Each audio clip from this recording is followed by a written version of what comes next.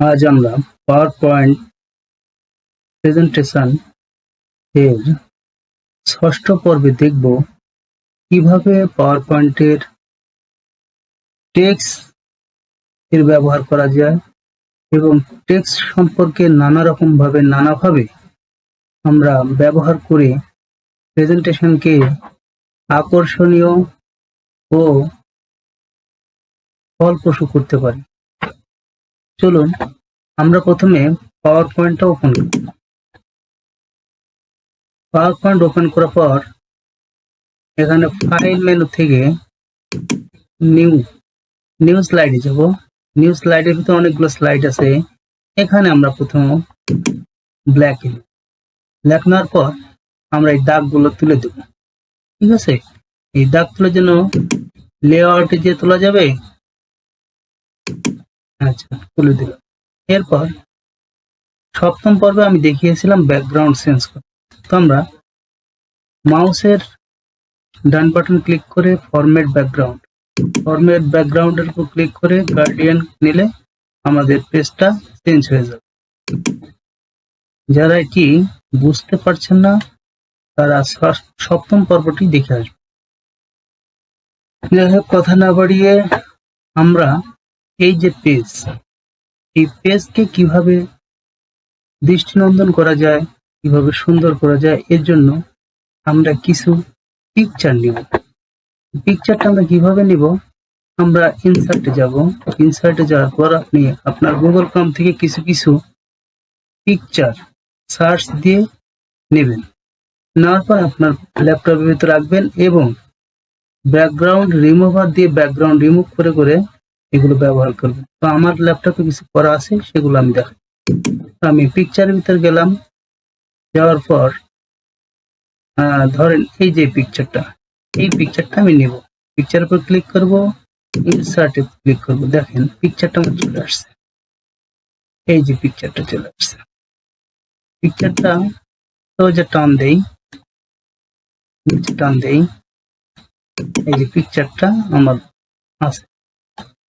আচ্ছা, এখন কথা হচ্ছে যে এই পিকচারটা, এই যে উপরে দেখেন নিচে ব্যাকগ্রাউন্ডটা এক কালার, উপরে আমার আরেক কালার। তার মানে হচ্ছে পিকচারটার সাথে তার ব্যাকগ্রাউন্ডটা রয়ে গেছে। যাই হোক, প্রথম পেজটা আমরা এইভাবে নেই। এরপর যদি মনে করেন যে আরো পিকচার নেব, তাহলে ইনসার্ট যাই, আবার পিকচার অপশনে যাই। যাওয়ার পর আমার দেখেন অনেকগুলোই পিকচার আছে। এই পিকচারগুলো থেকে আপনার পছন্দ মতো একটা পিকচার, যেমন ধরেন আমার এই পিকচারটা নেওয়ার পর আমি এই বারে রেখে দিলাম। রেখে দেওয়ার পর আমরা এখানে আরো কিছু অ্যাড করতে পারি। যেমন ধরেন ইনসার্টে আবার গেলাম, পিকচার নিলাম। নেওয়ার পরে যে সূর্যটাকে আমরা নিচ্ছি, সূর্যের পরে এখানে স্ক্রল করে ছোট করতে, নেওয়ার পর সামনে নিব, এটাতে করব। যার পর আমরা এর ভিতরে বসাই দিই। সুন্দর করে সময় নিয়ে করবেন। আচ্ছা, আমরা বসাই দিলাম। দেখেন অনেক সুন্দর লাগছে। এরপর আমরা টেক্সট নেব। টেক্সট নেওয়ার জন্য আমরা ইনসার্টে যাব। ইনসার্টে যাওয়ার পর দেখেন এই যে ওয়ার্ড আর্টের উপর ক্লিক করব। আপনার যে কোনো একটা পছন্দ, এটা মুছে দিই। মুছে দেওয়ার পর আমরা বাংলায় লিখি। এখানে লিখি আজকের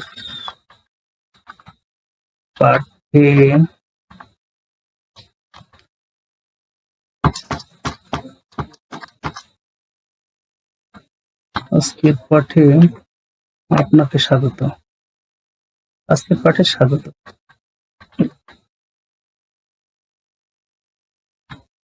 এই যে কথাটা লিখলাম, এখানে একটু টাইনে আমরা বড় করে দিই। এটা আমরা কালারও দিতে পারি।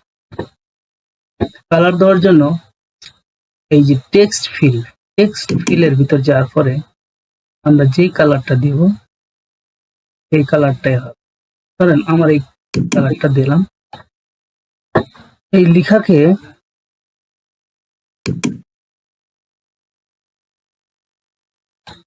এই যে লেখা, এই লেখার উপর আমি সিলেক্ট করে নেব। সিলেক্ট করার পর নেওয়ার পর এই যে ফরম্যাটে যাব, টেক্সট ইফেক্টে যাব। টেক্সট ইফেক্টে যাওয়ার পর এই যে দেখেন বিভিন্ন শেপ আমরা নিতে পারবো, ঠিক আছে। ধরেন আমি প্রথম এই শেপটাই নিলাম, নিয়ে যাওয়ার পর দেখেন আমি যদি এখানে উপরে টানি, এটা যদি নিচে টানি, দেখেন লেখাটা এরকম হচ্ছে। যাই হোক, আমরা লেখাটাকে আবার সিলেক্ট করি। সিলেক্ট করার পর আমরা অ্যানিমেশন দিই। অ্যানিমেশন কোথা থেকে দেব? এই যে অ্যানিমেশন আছে, এই অ্যানিমেশন উপর ক্লিক করব। অ্যানিমেশন উপর ক্লিক করলে আমার এখানে অপশন দেওয়া যাচ্ছে যে অ্যাড অ্যানিমেশন। অ্যানিমেশন উপর ক্লিক করব।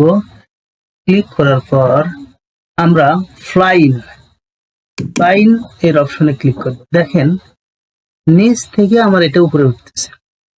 তো এটা বিভিন্ন অ্যাঙ্গেলে করার জন্য ইফেক্ট অপশনে যাব। যাওয়ার পর এই যে ফ্রম টপ লেফট, যদি টপ লেফট মনে করেন তাহলে এই দিক থেকে আমার আসবে। আপনি যদি মনে করেন ফ্রম বটম লেফট, তাহলে এই দিক থেকে আমার যাবে। তো আমি চাচ্ছি যে আমার লেখাটা এই দিক থেকে আসে, এই দিক। তো আমার লেখাটা অনেক জোরে আসছে, তার জন্য আমরা কি করব? আমরা যাব এই যে অ্যানিমেশন পাথ, অ্যানিমেশন পাথের ভিতর যাব। অ্যানিমেশন পাথের ভিতর যাওয়ার পর এই যে দেখেন আজকের পার্ট, এইখানে আমরা অ্যানিমেশন পাথের উপর ক্লিক করব। ক্লিক করার পর দেখেন ইফেক্ট অপশন, এই ইফেক্ট অপশনের ভিতর যাব। যাওয়ার পর আমার একটা উইন্ডোজ আসবে। এই উইন্ডোজের ভিতর আমরা যদি মনে করি সাউন্ড দিব, তাহলে এখানে সাউন্ড সিলেক্ট করা যাবে। এই যে সাউন্ড সিলেক্ট করা যাবে। আমরা যদি মনে করি যে না সাউন্ড দিব না, তাহলে সাউন্ড সিলেক্ট হবে না। এখানে দেখেন যে animate text all at once, একসাথে সব আসবে। আর যদি মনে করেন যে না বাই ওয়ার্ড আসবে, একটা একটা করে আসবে। আর যদি মনে করেন লেটার, তাহলে লেটার একটা আসবে। লেটার দিয়ে ক্লিক।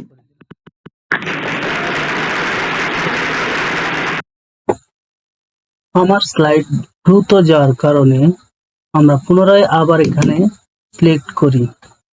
সিলেক্ট করার পর অ্যানিমেশনে যাই, অ্যানিমেশন পাথের ভিতরে আবার যাই। যাওয়ার পরে দেখেন এখানে ক্লিক করার পর টাইম ইফেক্ট করার পর এখানে স্টার্ট অপশনে যে আমরা উইথ প্রিভিয়াস মানে ওপেন হওয়ার সাথে সাথে, পেজটি ওপেন হওয়ার সাথে সাথে শুরু হবে। এখানে 5 সেকেন্ড স্লো এখানে আছে। আর যদি এখানে এটা না থাকে তাহলে আমরা 5 সেকেন্ড স্লো এটা দিয়ে দেবো, এবং রিপিট ইন দ্য স্লাইড এটা অপশন দিয়ে দেবো। আনটিল ক্লিক নেক্সট ক্লিক, এটা ক্লিক করলে চেঞ্জ হবে, কিন্তু আনটিল এন্ড অফ স্লাইড, এই স্লাইড শেষ হলে এটা থামবে, এমনটা দিয়ে আমরা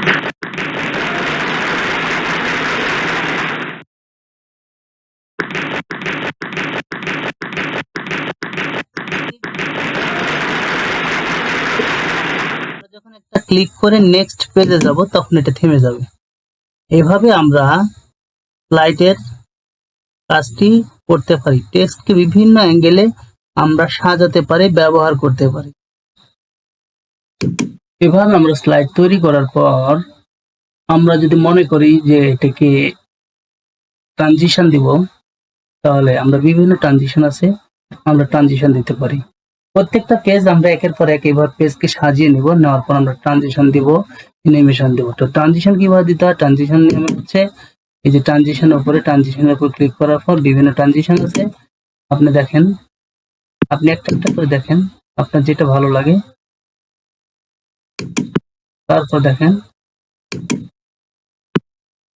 হ্যাঁ, এই যে বিভিন্ন ট্রানজিশন আছে,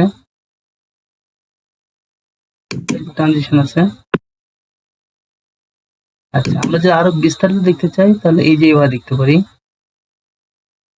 এই যে এটা আউটপুট,